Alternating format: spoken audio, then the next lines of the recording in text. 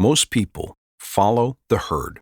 We're told what to buy, how to act, how to speak, how to think, and what to believe. But either you belong to the herd or you behave like a hero. Let me explain the difference. That's all this week on the Badass Agile podcast.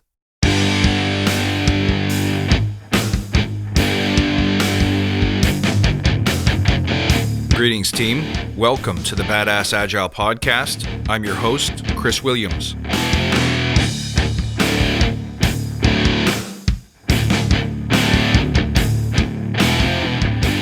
Hey, greetings, my friends. Welcome to our new friends from Germany and from around the world. Thank you so much for being a listener, for being a true believer. So glad to have you tuning in this week and every week. Thank you, thank you, thank you. I want to discuss the important distinction between herds and heroes today. But first, let's remember why we're here. To create an elite tribe of leaders who truly serve their clients and communities by doing what matters and what works. Relentlessly chasing value and excellence like a badass. There's so many resources about what you need to do to be agile, but we focus on who you need to become in order to lead teams. So let's hammer down those fundamentals to create a unique and powerful force in this industry. And if this helps you, tell your friends. You can also submit your coaching or leadership questions and sign up for daily inspirations and weekly videos, all at badassagile.com. So go sign up and post your questions today. You know what? It's shocking to me, and increasingly more so over time, how many people simply follow the herd. Now look, we're all guilty of it. I do it myself, quite frequently, I'm afraid. I have certain beliefs about what kind of car to drive, where to live, what clothes to wear, and how to behave in general. And I'm not fully aware of where most of those beliefs came from. I simply hold them to be true, almost entirely because that's what everyone else does. Scary, isn't it? Now here's a case in point. For a long time, I'd begin my podcast introduction with a quick ask. If this helps you, tell your friends. And don't forget to leave us a comment on iTunes. And then one day I realized that every podcast asks for the same thing. Now, if every podcast asks and every listener obeys, goes and delivers a 5-star rating in iTunes, then a 5-star rating is completely meaningless. So I stopped asking for it. I stopped asking for it because I think it's so common to hear this request that it blends in with the background. But more importantly, I stopped doing it because I don't want to be like everybody else. I want to create my own thing, on my own terms. I decline to be evaluated on a popular rating system if for no other reason than that rating system isn't so popular anymore. But also because I have a strong, burning desire to be a true original, to serve. I make what I make because I like making it, not because they get good, bad, or indifferent reviews. Now, incidentally, I got very few ratings on iTunes because I think at the end of the day, me asking people to go and review my show it wasn't genuine. It didn't fit me. Now, in general, following herd behavior can actually be dangerous for a number of reasons. The most significant is that herd mentality. We understand that to mean that in terms of a crisis, people will simply do whatever the person to the left or to the right of them is doing, whether it's a good idea or not. And this partly explains the somewhat appalling behavior that we exhibit when we're under extreme pressure in the aggregate or acting as a group. You see, because a herd doesn't make choices based on a set of values. A herd doesn't question the rightness or even the effectiveness of what they're doing. So why would we follow the herd? Because it feels safe. It feels safe to belong. And the easiest way to belong is to do what everyone else is doing, right? We assume that if everyone else is doing it, it must be right. So even if we have a strong moral conscience, we make the incorrect assumption that if a given behavior, idea, or belief was dangerous to the tribe, there's no way everyone else would be doing it. But the problem is, of course, if everyone in the group believes that, then wrong behaviors and mindsets persist because nobody challenges them. Herds thrive on conformity. Herds reject new ideas because they're dangerous to the identity of the group. Now, herds also don't like to see injustice or inequality of any kind, and not necessarily in a good way.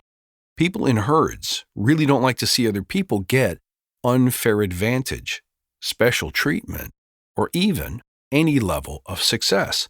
And this is where you have to be especially careful, because people with herd mentality will try to talk you out of doing whatever it is you're doing or believing whatever it is you believe, because secretly they may be concerned that if you're different, you might threaten the safety of the tribe, or worse, if you're successful, that will highlight and exacerbate their own failures and shortcomings.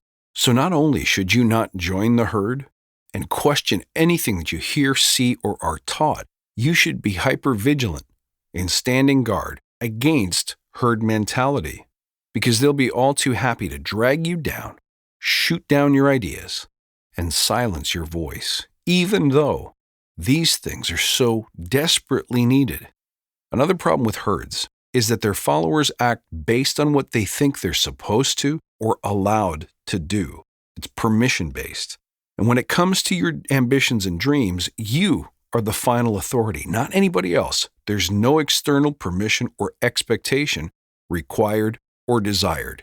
You set the bar for yourself. You determine what success looks like. You uncover and honor your true voice, your why. It's not for any other human being to interfere with or to judge this. That's unnatural. Yet herds have a funny way of making you feel like the most important quality you can possess and foster is to do like the others do. But this, my friends, is not leadership. This is not what moves a society forward, and it's certainly not what's going to change beliefs and mindsets in your organization. So instead of belonging to a herd, I want you to choose to model heroes. Choose to stand out. Choose to be different. Here's what you need to do to break free of herd mentality within your organization and beyond. That means even just within the Agile community or anywhere else you think you need to belong. Number 1, heroes hold themselves highly accountable, but herds point and blame in the attempt to diffuse responsibility. So take pride in being the first person to put your hand up. Measure yourself on your consistency in taking consistent and right action. Build habits not of group thinking, but of sticking your hand up and saying, I'll volunteer. I'll put my hand up for the hard stuff, the stuff that nobody else wants to do. Which brings me to the next one. Number 2, heroes take risks. You see, herds prefer certainty and safety. So to avoid herd mentality, begin each day with a spirit of experimentation and ask of yourself and others, what could we try? Or what might work? Number 3, heroes always speak their truth, even if it's not popular. They say what needs to be said. Herds say things in very homogenized, rehearsed, sanitized, and politically correct ways. And that applies to difficult conversations or just in the way that we market products and ideas. We don't use powerful language. We use corporate speak and buzzwords. So here's what you do. Agree with your team on terms that you can collectively use to make each other better. Honor phrases that you use with love, like, here's how we let the team down today, or this wasn't our best work, or even the simple word, that was a fail. Guys, they're just words. Herds learn to fear and reject words, but what they don't realize is that we can bury the words and replace them with other words, but what you can't bury is the reality behind the meaning of the words. Heroes don't run from what's true.